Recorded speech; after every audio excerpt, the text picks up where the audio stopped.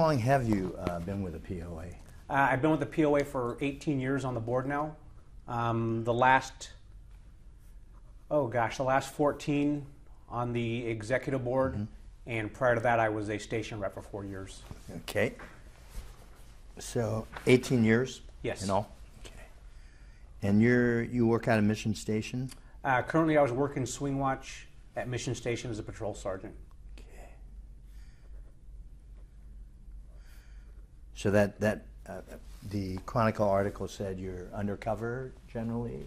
That was one of my last assignments. I did a lot of plainclothes assignments during my career as a patrolman, as a sergeant as well. Okay. But all that's changed now with Marty stepping down. I'll be full-time down here at the POA.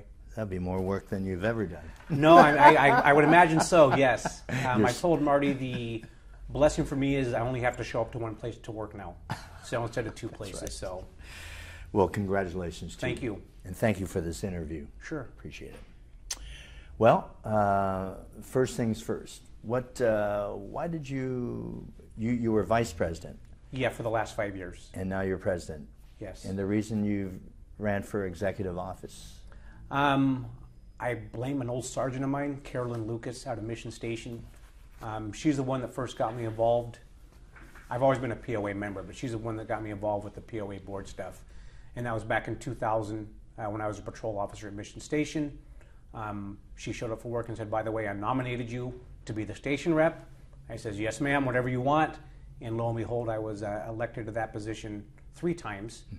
And then towards the end of that time as my rep at Mission Station, Gary Delanis had just become the POA president. And in 2005, he asked me to run as the secretary for the executive board. And I've just been going forward ever since. The rest is history. Yes. Now that you're president, what are your plans, the future of the POA? What things do you want to establish, get done? Well, I want to make sure that we keep the same level of representation we've always had for the members. I tell people that, Marty has some big shoes to follow. He's a tough act to follow. But I've been the executive board with Marty for the last 13 years. So we have a lot of the same ideals and the same principles. And it's always about what's best for the members. We're definitely going to have different styles. We're individual. So I want to make sure that there's not a break in the representation of the members, that's not going to change. Just how I approach different things will be, I think, noticeably by the membership. We just have different styles. We have some things going on right now with the Proposition H, which is our TASER ballot initiative. We still have a use of force policy that's currently being tied up in the courts. I want to make sure we stay on top of that. One of the big things that we just finished accomplishing was contract negotiations. I was the chairman of that committee, and unfortunately we ended up in arbitration, but we had an arbitrator's ruling, so that's now behind us. Now I can just focus on some of the other important things, mainly the Proposition H for the tasers, and make sure we're staying on top of the use of force policy. So Proposition H, that's been controversial with City Hall. Yes. Because the police commission also has been, some say, very slow in drafting policy and so forth, and that was the reason why Prop H was initiated by the POA. Your feelings on that? That's exactly why this happened. A little perspective here. In 2005, when I became POA secretary, I also became the chairman of the Uniform and Safety Committee. At that time, Heather Fong was the chief of police, and I had replaced Dave Herman, who was the chairman, and he'd done lots of work prior to me for tasers. So this has been going on for the better half of probably 15 years. We tried to get those done through Heather Fong. We tried to get them done through Greg Sir, George Gascon, and now Bill Scott. The closest the commission ever came, I would say, when George Gascon was chief. He was very vocal. He was very pro-taser. Obviously, he came from 2 police departments that had tasers. And the commission came very close to letting him explore a program to get the tasers. For whatever reason, the commission voted not to. And like I said, this has been an ongoing thing with each new chief comes up. So it's something we've been working on for a long time. I believe we're one of 2 major police departments that don't have taser. I believe when used properly under proper guidelines, I think it's very effective. I think it's going to reduce injuries to officers and the public at large. Currently, with the change of the use of force policy, they took the carotid restraint out, which has been used throughout this country for many years now.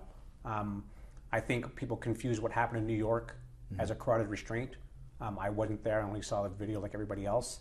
To me, based on how I was trained, that wasn't a carotid restraint. That was poor tactics that led to that situation in New York. So we've had dozens of carotid uses over the years, and not one death and not one significant injury where either the officer or the person who was used upon received an injury. So that was very important to us, that we find a replacement, because the carotid was considered a non-lethal force option. So we felt that tasers, not only are they kind of modern technology, but it could be a viable tool to replace something because we lost the carotid. Are you willing to work if Prop H passes? It has policy in there, right? Yes. Are you prepared to work with the police commission who may disagree with some of your policy issues, et cetera? Yeah, I'm willing to work with the department and the police commission. As you know, this was under the recommendations of the Department of Justice. You know, when here's the 272 recommendations, one of them was to explore the use of tasers.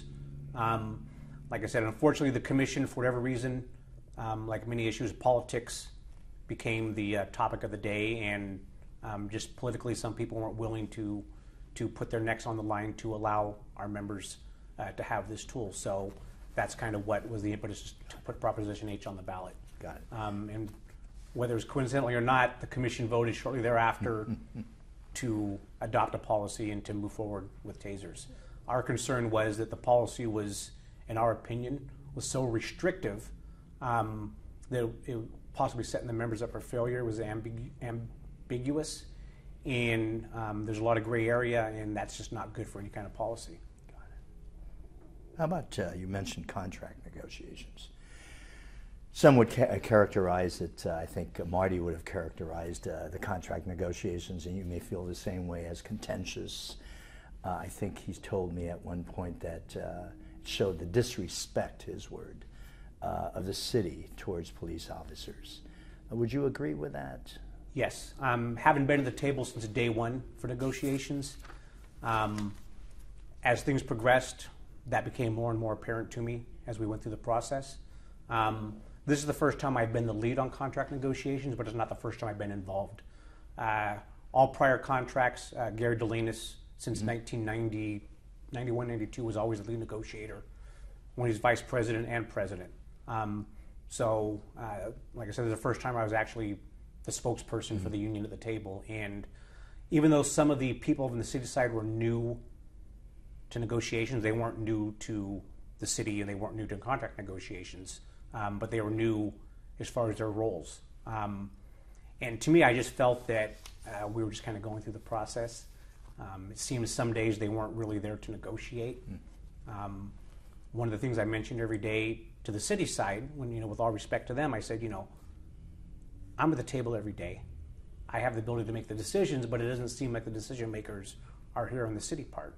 I understand there's many layers on the city's part, but, you know, can we at least make some decisions here? Because it's always, let me get back to you, let me get back to you, let me get back to you. But when you propose something, you want an answer by the end of the day. Well, I usually gave them the answer because I'm the decision maker, and it just seemed like it was ongoing. I think the negotiations could have probably been wrapped up in 5 or 6 serious sessions. We had over 20.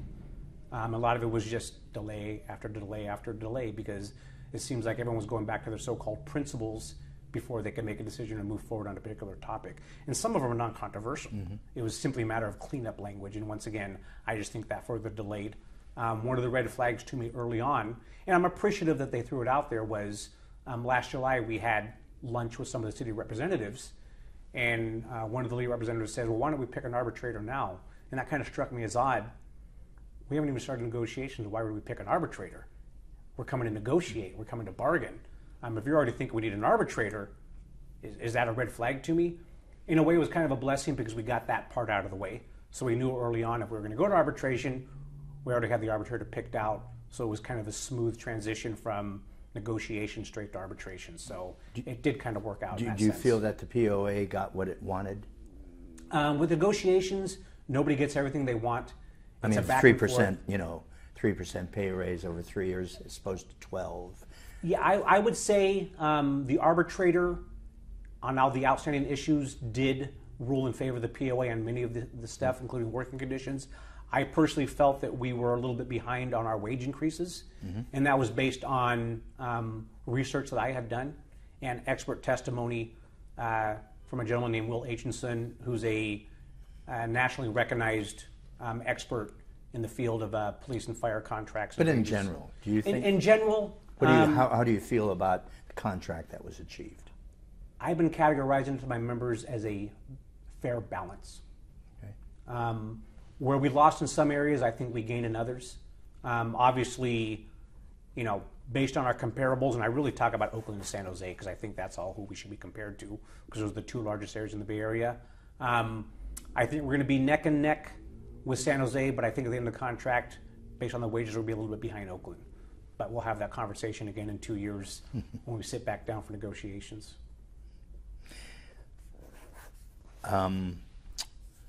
That OIS, the officer-involved shooting, that happened where the officer fired on the vehicle. Yes. There was a town hall meeting. The body cam was released. Video was released. Your take on that? Obviously, it's an ongoing investigation. I wasn't at the town hall meeting, so information I'm getting is all secondhand. Have you seen the body cam footage? Haven't seen the body camera footage. It does not show the shooting because he didn't turn the body cam on. Right. But generally speaking, I think that's why we are with our use of force policy. We think it's flawed in the sense that the language is kind of ambiguous. It gives a little preamble that says, we cannot predict every particular type of incident or every imaginable scenario. That under extreme circumstances, officers need to make the best decision possible. But later in the policy, it strictly prohibits shooting at a vehicle. As you're well aware, since October, when one of my members was nearly murdered by a vehicle, we've had 2 officers struck by vehicles since that didn't result in a shooting. So that's one of our biggest concerns, is that we want a policy that is fair, but it's very clear. The original policy that we had a 99% agreement with the police commission, this is all over one word, and that's deviate. It said because of we can't predict everything, officers may deviate from this policy under exceptional circumstances. Obviously, they would need to articulate. We were assured by certain commissioners that shooting at vehicles is allowed, even though it's strictly prohibited further in the policy. And, we'll see how this one plays out. Like I said, we can't predict every particular scenario. San Francisco, we're not in a bubble. We're not immune to some of the things that are going on around the world. Like I said, 3 of my members have been run over by vehicles since.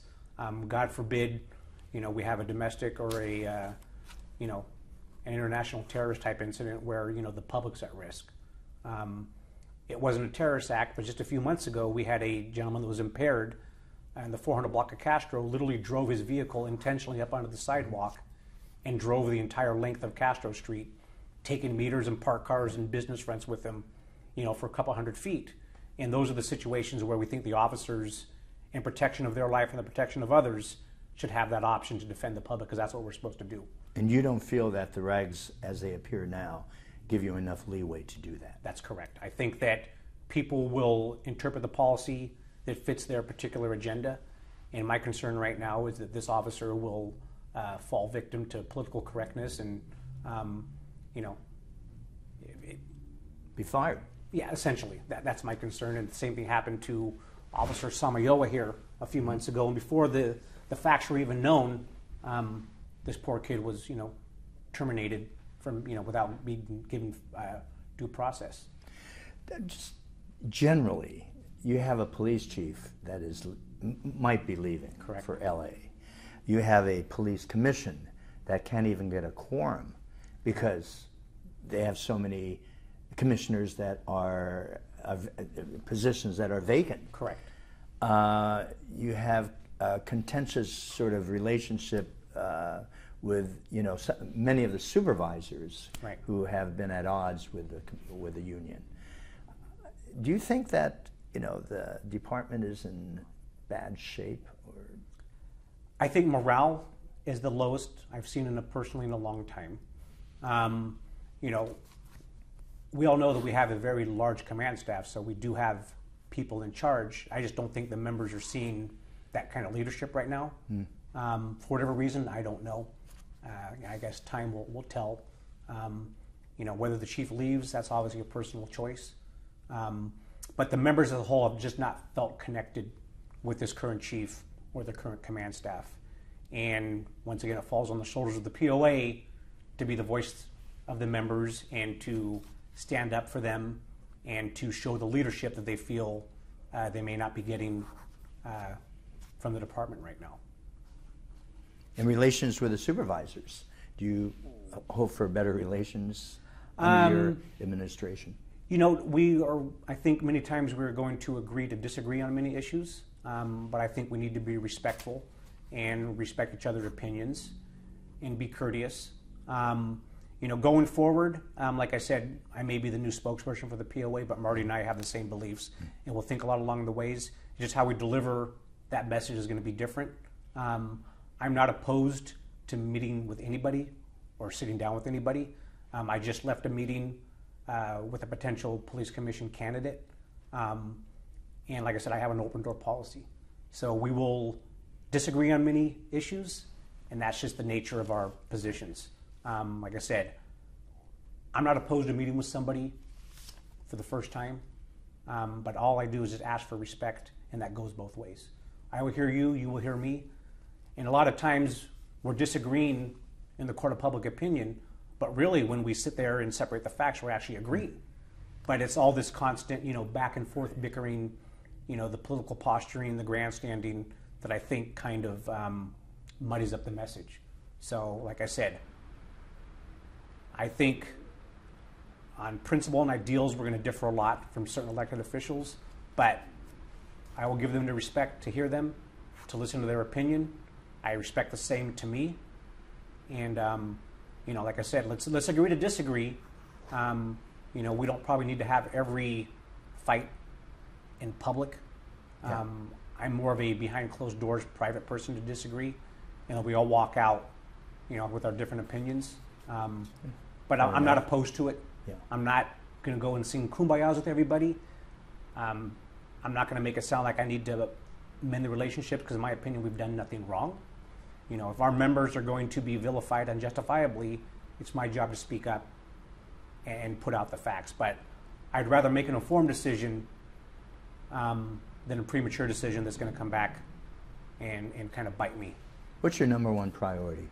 To make sure the members are taken care of, that they are properly given due process, that they are defended to the best of my ability.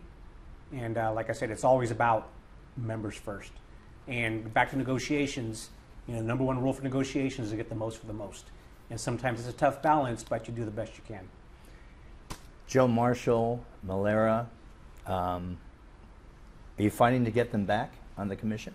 I think they were fair, and that's all I could ever ask from any commissioner, is be fair, be objective, give the members due process, try to keep politics as far away from the process as possible, because that's when I think certain decisions are made certain ways.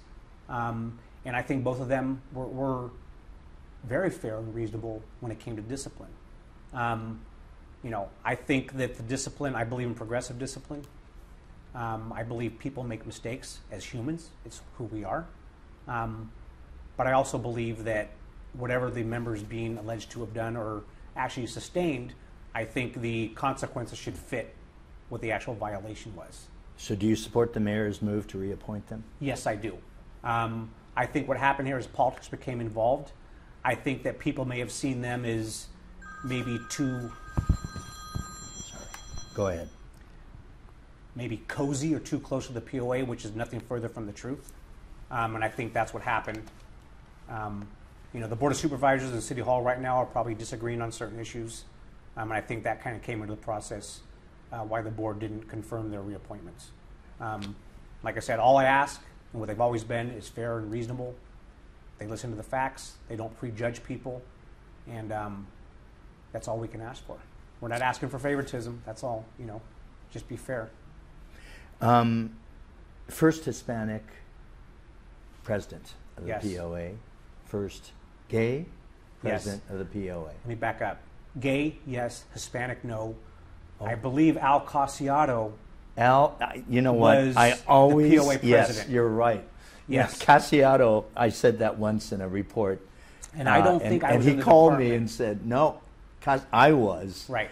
So I believe Al was, yeah. and it was before I came in the department. Yes. When I came in the department, Al Triguero That's was the right. POA president. But Latino, I'll take second seat to that. But I am the first gay person to be appointed to head of the association. Are you comfortable talking about that and your relationship with the police force and the POA? Yeah, I think first and foremost is people recognize me for what I do, and that's as a police officer. They realize that I was I hope that people think that I was an upstanding guy.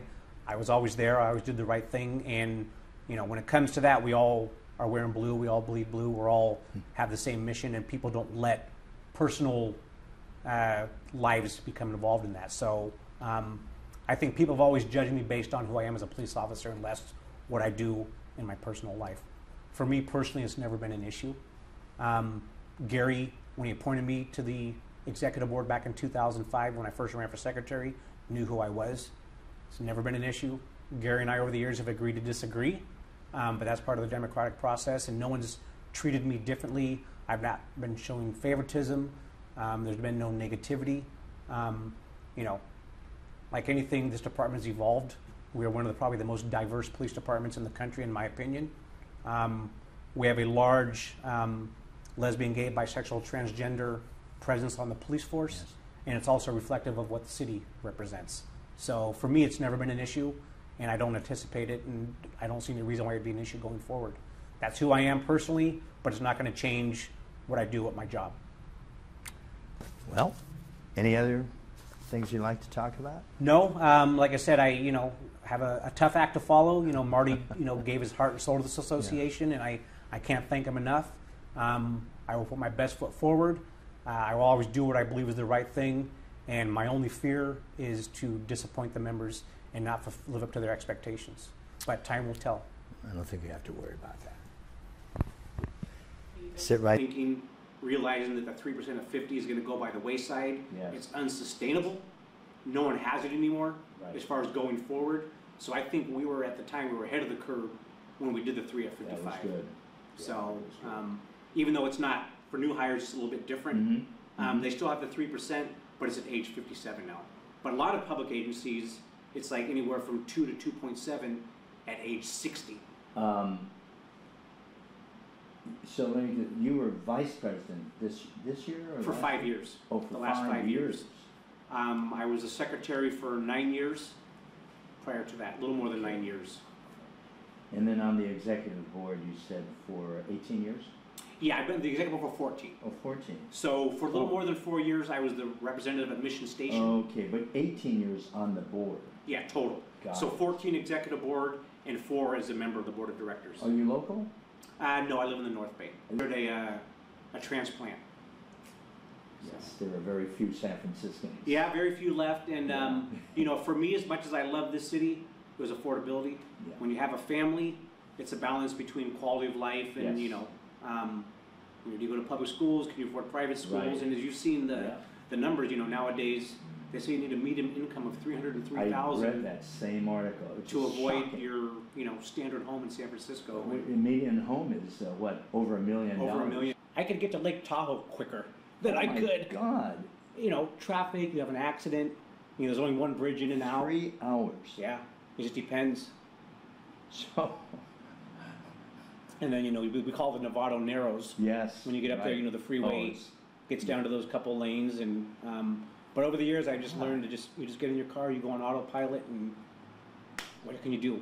You can't make things go any faster. So Yeah, just put on some good music and just chill. sit back and ride. That's all you can do. And the night commute is the same?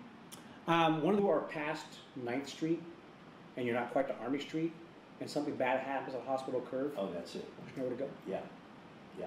That can mean There's no hours. other route. There's no alternative off ramps to get. That's You've right. already missed it.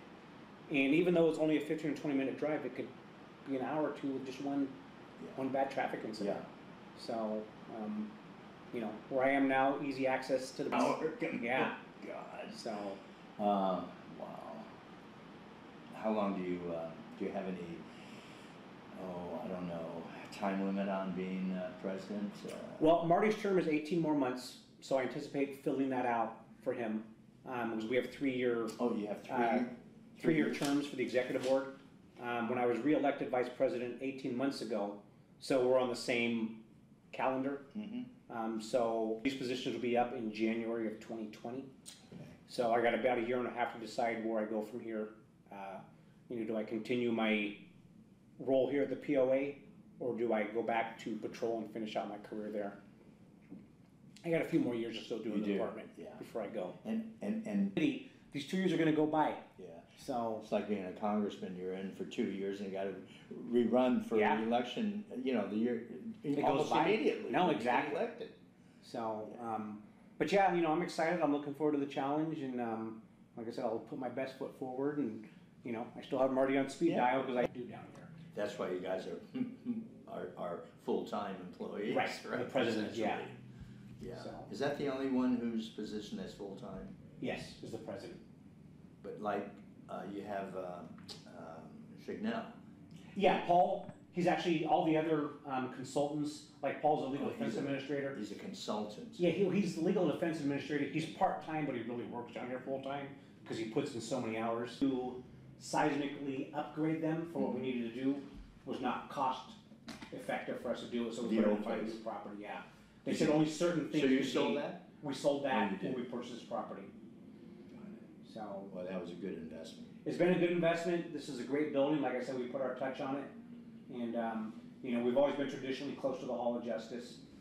We initially thought when the city was going to redevelop this area, we looked at possibly selling the business, but, we looked in the 3rd Street corridor, the Dog Patch area, Mission Bay, and there's nothing available.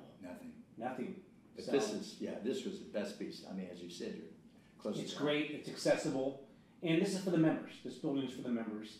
And you'll see a lot of my members are visiting are usually, so they'll come over here in between, they'll have a lunch break, catch a little cat nap in between court sessions, for the midnight guys that work. So it really doesn't matter that the police headquarters moved to this. No. We still get a lot of foot traffic through here. Everyone goes to the Hall of Justice. That's right. During their shift for some reason or another. Yeah. So I think it's important that we stay within, the area where the courts are. It's about them. Not about me, not about my commute, not where I go, my office is. It's about for the members. You have a nap room? I do. I have a little futon upstairs, so many nights I've woken up with a sore back because I had to sleep here. So. Well, you'll probably be spending a lot more time here than in federal. Probably, that's for sure. So sometimes it's better to spend the night than try to beat the commute in the morning. So. You think you'll see a lot of Marty in the next 18 months or whatever? I hope so. Whatever Marty does, he has my full support. He's earned his retirement, whether it's now or down the road.